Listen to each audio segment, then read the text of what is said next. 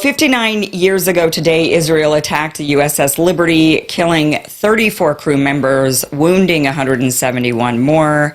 Many of the crew members say Israel intended to kill all of them. Thomas Massie today took to the House floor and pointed the finger directly at Israel. Watch this. The biggest honors of my lifetime to stand here on the floor and do something that's 59 years overdue, to recognize the survivors and those who gave their lives on the USS Liberty 59 years ago today, when they were viciously attacked by IDF jets and also after that by torpedo boats.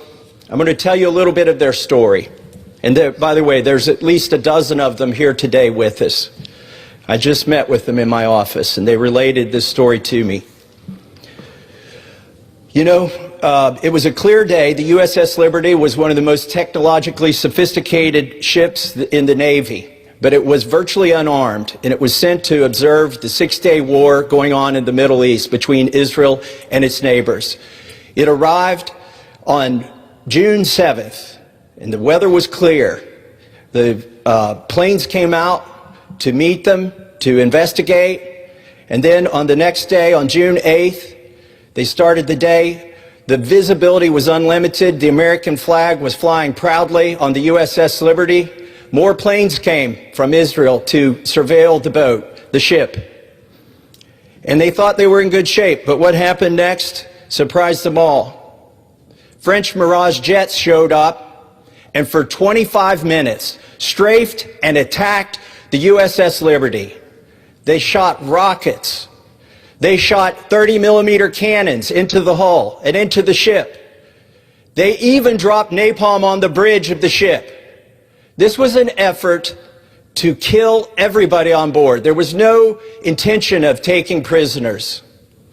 After the 25 grueling minutes of attack on this virtually unarmed ship, and they thought things were over and they could recover, the torpedo boats showed up, 3 torpedo boats.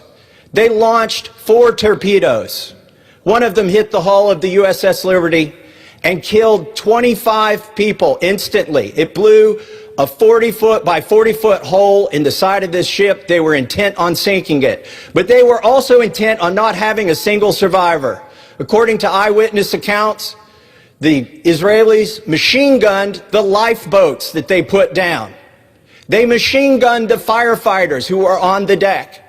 They were bringing the wounded and the dead to the mess hall to triage them. They had one doctor who was trying to help them all, put a few stitches in. It was harrowing, and it's amazing. If not for that crew, that boat would have sunk that day. But it still wasn't over. Helicopters showed up, combat helicopters. And the USS Liberty, even though their signals were being jammed by the Israelis, got a signal out. And there were ships that tried to respond.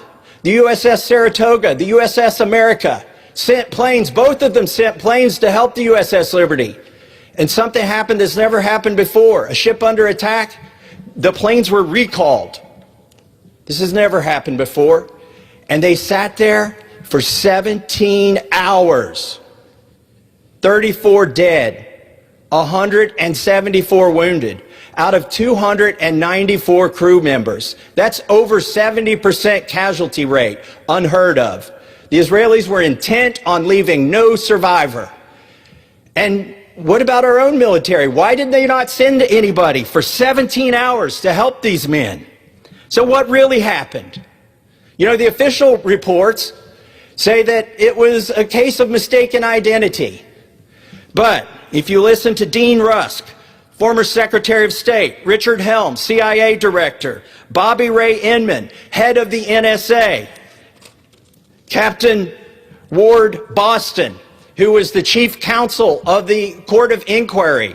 If you listen to Admiral Moore, who served in Pearl Harbor, Midway, commanded both the Atlantic and Pacific Fleet, and was chairman of the Joint Chiefs of Staff, none of these distinguished men think this was an accident. They think it was intentional murder by the country of Israel, either as a false flag operation or because they simply didn't want anybody observing what they were doing that day. Well, I've got a call to action for everybody here. Honor these individuals. Quit ignoring that they exist. Go to their website, ussliberty.org. Support them. And while they're still alive, they need closure. Let's give them closure. Let's have an investigation. Let's pass a resolution honoring them. It's long overdue. And then they can have their justice. With that, I yield back. And I ask unanimous consent to enter into the record a declaration of Ward Boston declaring that the only official court of inquiry was invalid.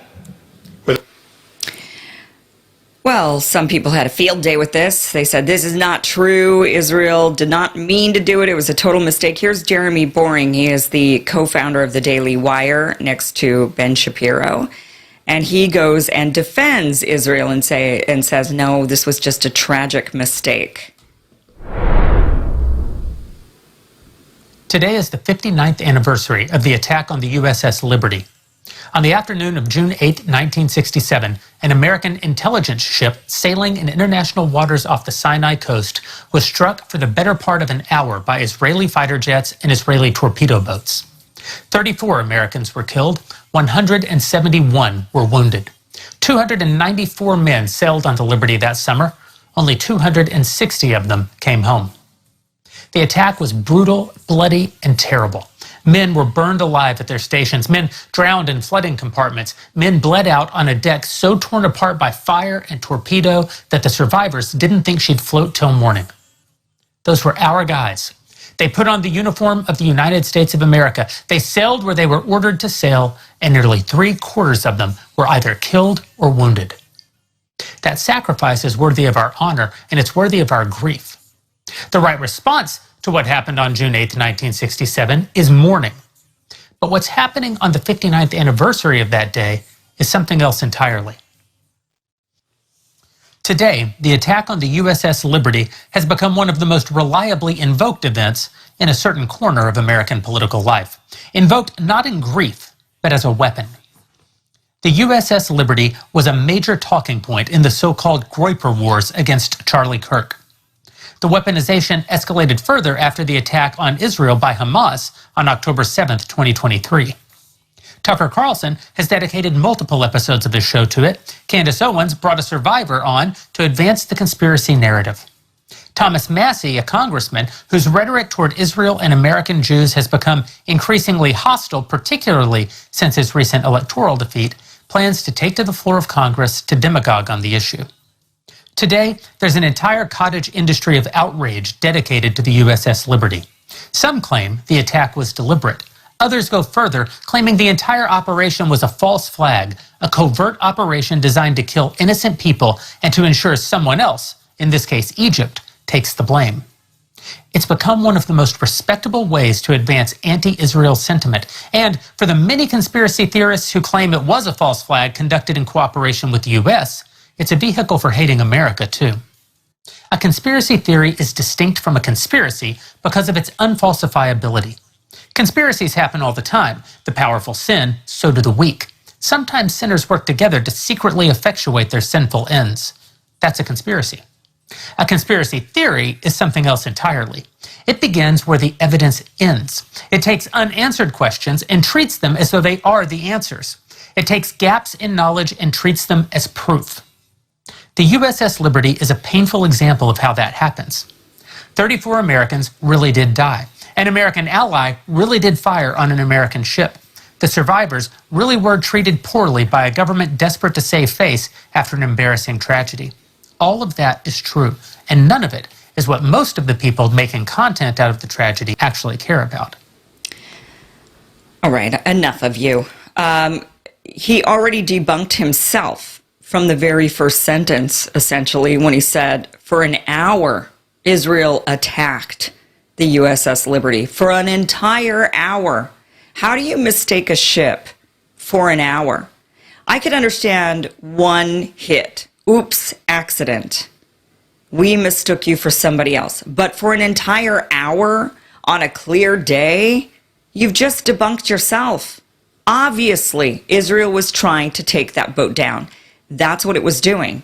Otherwise, it would have stopped after the first hit and said, oh, shoot, case of mistaken identity. But that's not what happened. Israel kept firing and firing and firing and firing for an hour. And yet this guy thinks, oops, it was just a mistake. My bad. No. The evidence is circumstantial, but it is overwhelming. Do we have a smoking gun that Israel absolutely took down the USS Liberty on purpose, that they did it as a false flag? No, we don't have a smoking gun, because if one exists, the government's not going to let us have it. So instead, what we're left with is a lot of circumstantial evidence that points directly at Israel being not only involved deliberately, but in a very sinister way. Let's go over some of the evidence that we do have. First of all, Israel had already identified the ship as American. So before the attack ever began, Israeli reconnaissance aircraft had observed the USS Liberty multiple times, and Israeli tracking boards reportedly identified it as an American vessel. So the official story requires us to believe that in the morning, Israel identified the boat as American, and then by afternoon, they forgot. The weather was perfect, so you can't even blame it on what is usually the most common of mistaken identity, which is bad weather, foggy day, low visibility. No, the weather was perfect. This was not a nighttime engagement. There was no fog, no storm, no poor visibility. Investigators described the conditions as clear and ideal, and it was during the day. So if a ship is ever going to be correctly identified, it would be on a day like that. The ship was flying an American flag. The USS Liberty was flying an American flag before the attack, and then that flag was shot down, and the crew raised an even larger flag. They put up a 9-foot by 13-foot American flag, and the attack continued. So they shot at the American flag, and then the Americans raised another flag even larger to say, we're Americans, you morons, and the Israelis kept shooting.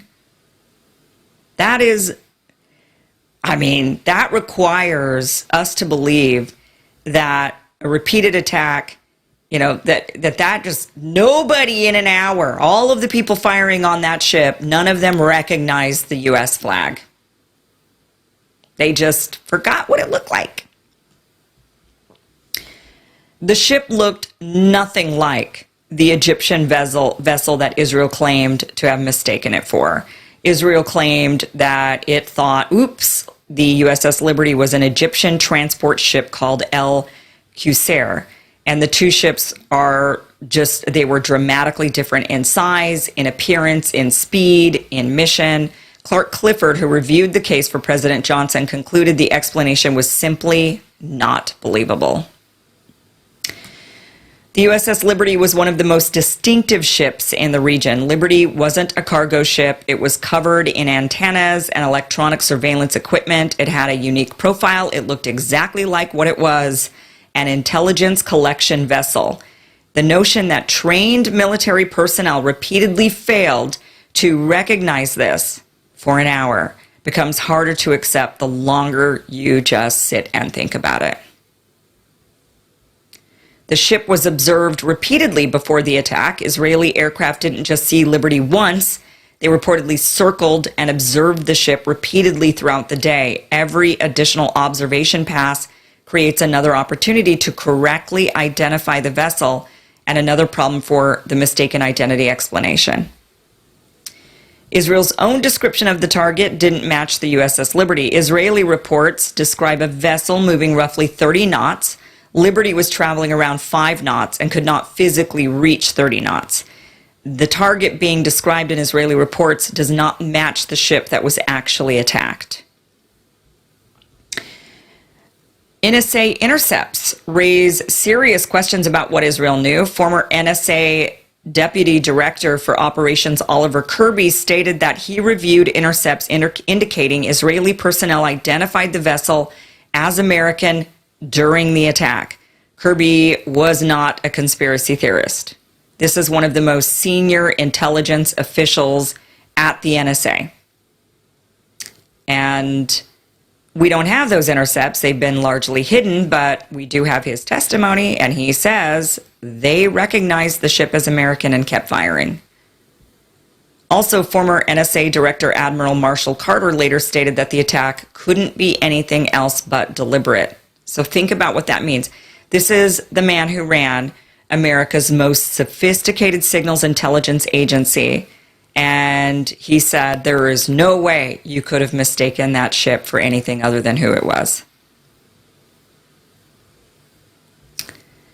Ward Boston, senior counsel to the Navy's Court of Inquiry, later signed an affidavit stating that the evidence pointed toward a deliberate attack and that political pressure from Washington forced investigators towards a predetermined conclusion.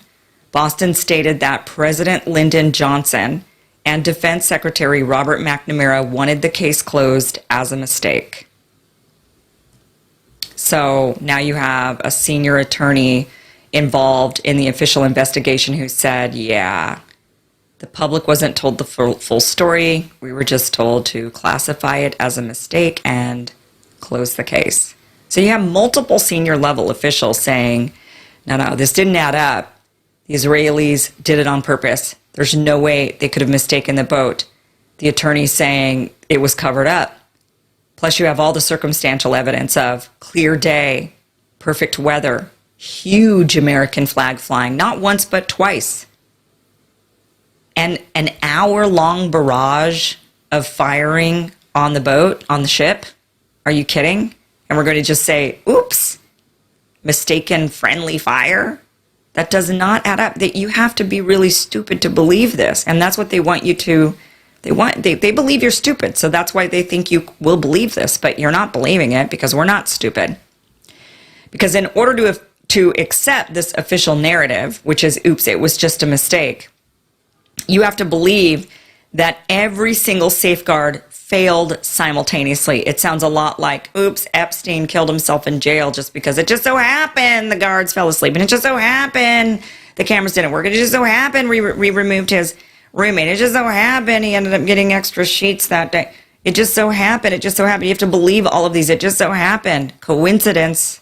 Oops, just a big coincidence. You'd have to believe the earlier identification failed, the visual identification failed, the flag identification failed, the hull identification failed, the ship type identification failed, the speed assessment failed, the reconnaissance flights failed, the reassessment during the attack failed, and that multiple senior American intelligence officials who later questioned the official story were all just simply wrong. You'd have to believe all of that in order to believe this was just mistaken friendly fire.